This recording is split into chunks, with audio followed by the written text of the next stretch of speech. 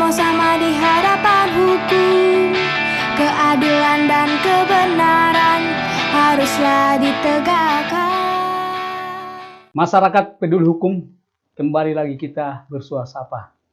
Kali ini saya sangat sukacita karena bertemu dengan sobat saya, yaitu Dr. Hendrik Jihaman SHMH, yang bukan asing lagi. Beliau adalah selain advokat yang sudah sangat senior, begitu juga akademisi, bahkan bisa katakan saya sendiri mengakui bahwa dia adalah ahli di bidang hukum pidana. Apa kabar sobat? Sehat. Selamat sore. Sore. Ya, selamat jumpa. Dan dia juga selain daripada akademisi, juga adalah wakil ketua umum Pradi. Sama-sama wakil ketua umum ya? Sama-sama. Tapi kita bukan berbicara tentang organisasi. Kita berbicara tentang hukum dan penegak hukum saat ini. Sobat, saya menyatakan sobat karena kami bukan siapa-siapa lagi selama ini. Sobat Dr. Hendrik, hukum dan penegak hukum dari sejak reformasi khususnya, pasca reformasi sampai sekarang ini, selalu perbincangan yang hangat. Banyak kasus-kasus yang mencuat di masyarakat, termasuk juga yang baru-baru ini kasus Sambo. Tapi saya tidak membahas kasusnya, cuma secara umum. Bagaimana sobat Dr. Hendrik melihat keadaan sekarang dalam penegakan hukum? Baik, makasih. Sebenarnya sih kita kalau bicara penegakan hukum ini kan masih jauh berbicara tentang bagaimana perasaan masyarakat, kepercayaan terhadap para law enforcement, mulai dari kepolisian, kejaksaan, pengadilan, sampai kepada lapas, bahkan kepada advokat. Ya, bagaimana tingkat kepuasan masyarakat itu kan mengalami degradasi, ya, kurang menghargai, ya, terhadap aparat penegak hukum, law enforcement. Kenapa itu? Karena ada hal susah kita untuk melepaskan diri dari rasa ketidakpercayaan disebabkan oleh perilaku. Karena kita bicara soal penegakan hukum ya, perilaku para aparat penegak hukum oknum ya, itu kan banyak yang tercela di masyarakat, atau kalau istilah pidananya jahat. Ada mulai dari ada oknum polisi, jaksa, hakim, bahkan hakim agung terlibat kasus suap. Jadi untuk mengembalikan ini memang cukup sulit. Sulitnya itu kenapa? Ada perasaan kita. Kita nanti kalau klien kita dihukum, ada anggapan kita bahwa oh iya pasti ada sesuatu. Karena saya tidak mendekati. Tapi kalau bebas pasti ada perasaan masyarakat bilang pasti ada sesuatu juga yang tidak baik. Kenapa? Fakta yang tadi itu terlibat di dalam persoalan jahat, sebuah perbuatan tercela. Jadi memang cukup sulit untuk mengembalikan. Itu yang pertama. Namun ada satu lilin terang. Akhir-akhir ada 2-3 hari belakangan ini. Ya. Ya kan kita semua sudah tahu bahwa kehadiran GC itu sangat-sangat membantu menegakkan keadilan itu. Dan kita semua sudah tahu GC itu sudah masuk di dalam ranah itu. Sekalipun norma hukumnya itu sudah tidak ada. Menentukan bagaimana, di mana sikap peran dan GC ini. Tapi ini satu terobosan baru. Mudah-mudahan ini sesuatu yang menyadarkan kita semua, masyarakat dan aparat penegak hukum, untuk menerapkan hukum yang benar. Karena dalam hukum itu ada namanya itu res ipsa liquidator. Jadi fakta itu hukum. Jadi kalau kita bicara hukum itu mesti ada fakta. Fakta juga itu mesti logis, masuk akal. Jadi kalau tidak masuk akal untuk perasaan orang umum, itu bukan fakta hukum. Itu adalah ngarang-mengarang saja. Atau istilah kita yang lebih populer saat ini adalah rekayasa. Ya. Yang tidak ada menjadi ada, yang ada menjadi tidak ada. Ya. Nah, ini kan dengan adanya yang terakhir ini itu suatu harapan baru bagi kita. Bagaimana ya hakim mengembalikan citra yang begitu diagung-agungkan profesi itu, sehingga masyarakat mulai percaya.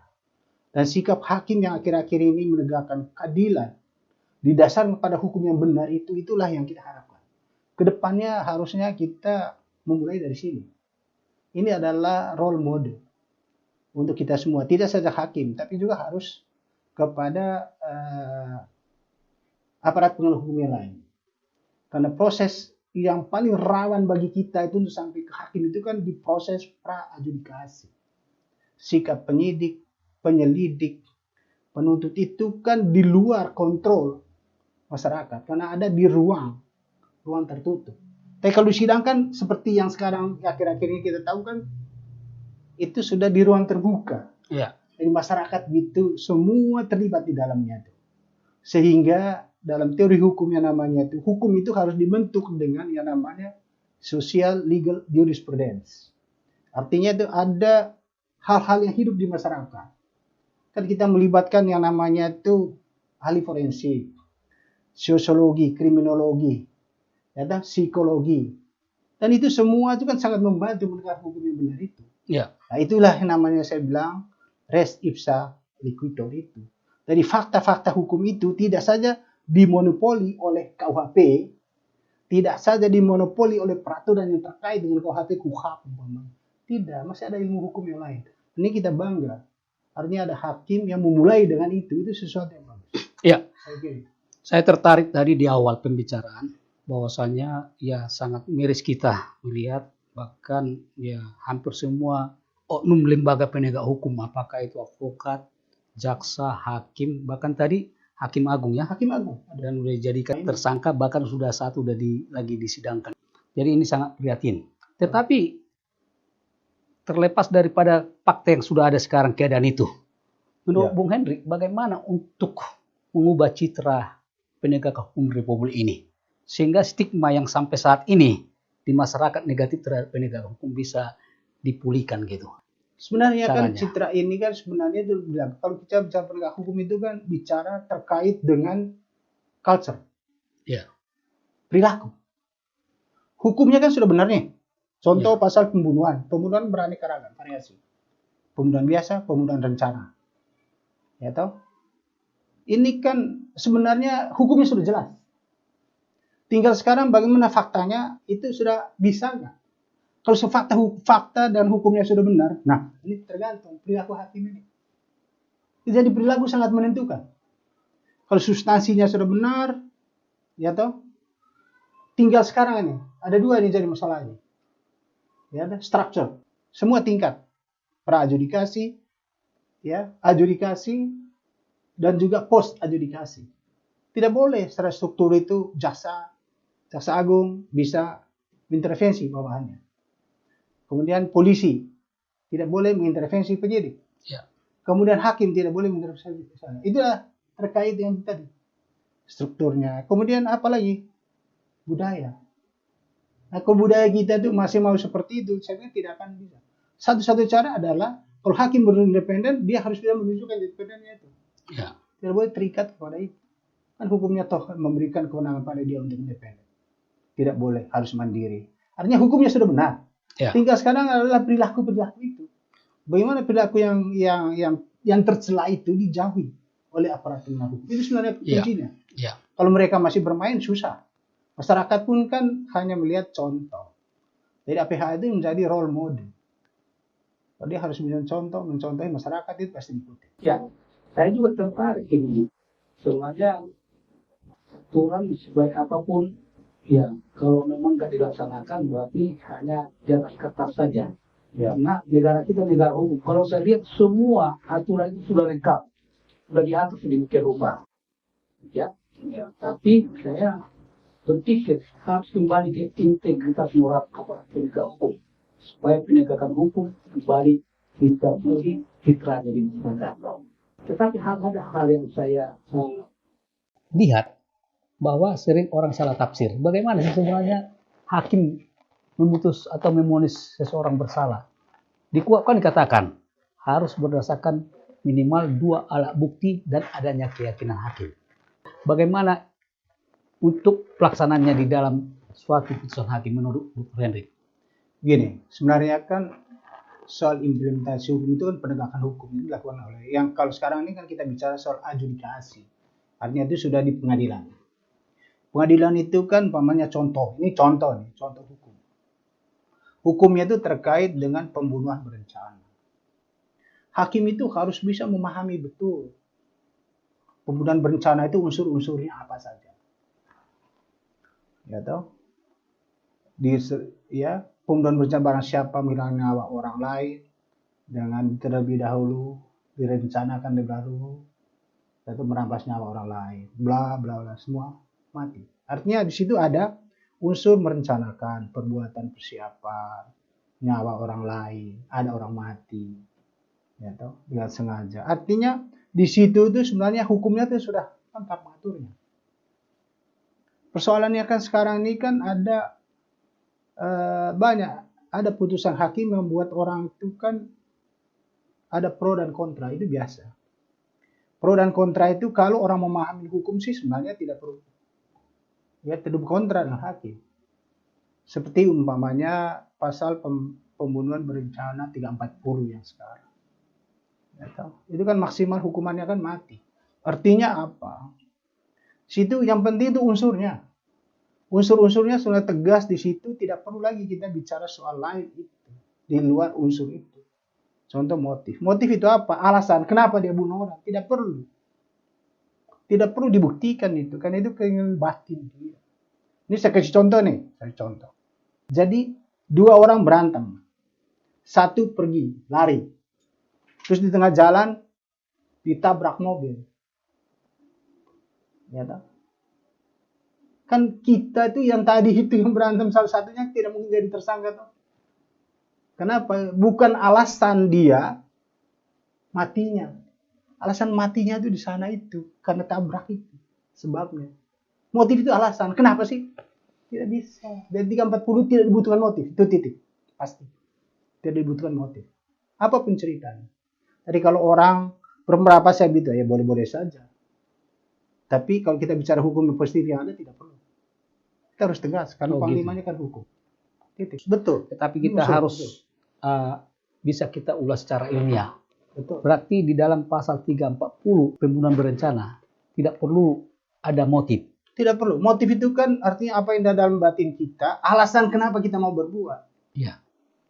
Tidak perlu itu. Yang penting dari fakta perbuatannya ada persiapan. Umpamanya ini pembunuhan berencana. Dia ada persiapan, waktu tenang, dia bisa memilih bebas itu jangan melakukan. Tapi dia lakukan juga. Terus ada alat-alatnya, kan bisa. Dari rentetan perbuatan itu kan sudah bisa dilihat dari fakta. Kemudian nanti dikaitkan dengan pasal. Ya, kalau sekarang ini KUHP, ya, pasal 184 itu. Kemudian 183 minimal 2 alat bukti. Satu rinciannya di 184 itu kan ada keterangan saksi, surat, ahli, ya, ahli kemudian tunjuk dengan keterangan terdakwa. Artinya apa? Di sini saja sudah sekian ini banyak. Itu harus ada persesuaian ini semua nih diperoleh petunjuk itu. Nah kalau sudah ada petunjuk itu semua dari karena 4 itu sudah cukup kok. Membentuk keyakinan. Nah, ini yang penting ini keyakinan hakim. Ya. Keyakinan hakim itu kalau dia yakin tidak perlu takut berdasarkan alat bukti. Jadi kenapa kita harus prejudice terhadap hakim? Tidak perlu juga. Kita harus belajar berpikir positif. Apa yang dilakukan oleh hakim itu harus kita terima. Kalau kita selalu berasumsi atau prejudice terhadap hakim, itu tidak akan bagus. Sampai kapanpun itu semua apapun dibuat oleh hakim benar, tetap saja tidak benar. Apa yang dipikir oleh polisi benar, kita tetap mengatakan tidak benar. Jaksa, apa? Jadi kita harus hindari prejudice itu. Kita harus belajar juga untuk menerima apa adanya. Karena ini juga seperti kejadian 2-3 hari yang belakangan ini, itu kan sesuatu yang bagus. Transparan. Saya apresiasi juga dengan jaksa, sikap jaksa, salah satu jaksa ini, dia tidak banding dengan hukum padahal jauh. Kan kita bukan bicara soal tinggi rendahnya tuntutan, tidak. Tapi rasa keadilan di masyarakat itu kalau sudah didasarkan pada hukum yang benar, apa yang kita capek-capek? Ya. Itu bagus. Tapi Itu kembali satu kepada apa? Saya tertarik tadi Bang Hendrik menyatakan bahwa kita jangan selalu mencurigai putusan Iya, hakim. prejudice tidak Ya boleh. kan gitu. Tapi memang kenyataan faktanya di publik, setiap putusan apalagi putusan ya bebas ya, Ya. atau onslah ya, selalu ada pemikiran masyarakat bahwasanya ya hakim pasti main ini kan gitu. Ya. Bagaimana Bung Heri memikirkannya? Itulah dia prasangka buruk masyarakat, kita tidak bisa salahkan juga. Karena tadi seperti di awal saya bilang, kita tidak bisa menghindar menutup mata dengan perilaku para aparat penegak hukum. Ya toh? Ada oknum aparat penegak hukum tadi, mulai dari jaksa, hakim, polisi, kemudian juga itu advokat. Kan banyak yang kita lihat. Jadi susah masyarakat untuk mempercayai. Nah, bagaimana kita memulainya? Harus memulai dari diri sendiri. Advokat juga kan dia punya kode etik. Ya.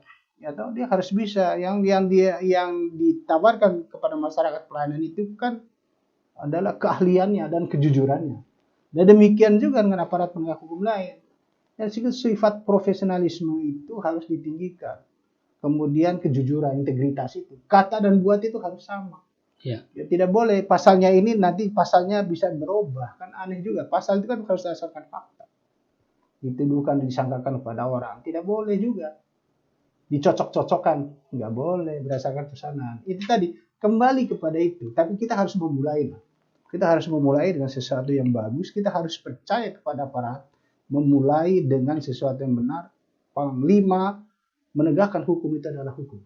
Ya. Bukan karena lain. Sama dengan statement kita pada saat reformasi. Jadikan hukum menjadi panglima.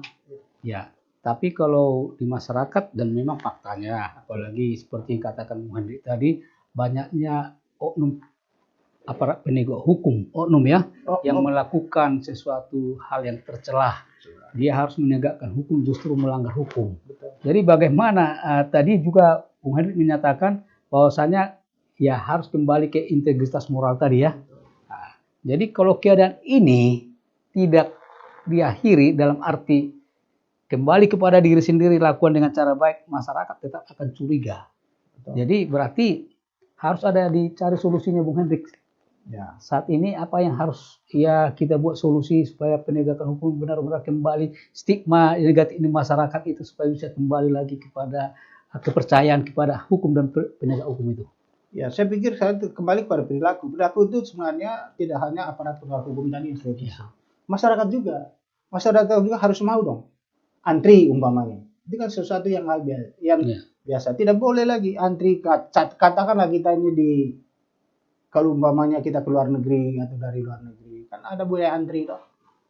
Untuk kita membeli visa apa segala macam itu. Masyarakat juga dong. Iya. Jangan juga karena ada yang tadi antrinya belakang masuk ke depan karena sesuatu. Itu nggak boleh. Harus memulai juga. Jadi tidak boleh kita juga bebankan kepada aparat penegak hukum. Tidak boleh. Itu masyarakat juga. Harus memulai budaya itu. Karena hukumnya sudah benar kok. Seperti hukum pembunuhan itu kan bukan sesuatu yang gampang. Satu contoh aja. Pembunuhan itu yang terkait nyawa orang. Itu kan hukumannya mati. Namun ke depan ini kan dengan KUHP yang baru itu ya, itu yang masih berlaku berdasarkan pasal 624 kalau saya tidak keliru, itu berlakunya nanti Januari 2026, 3 tahun ya.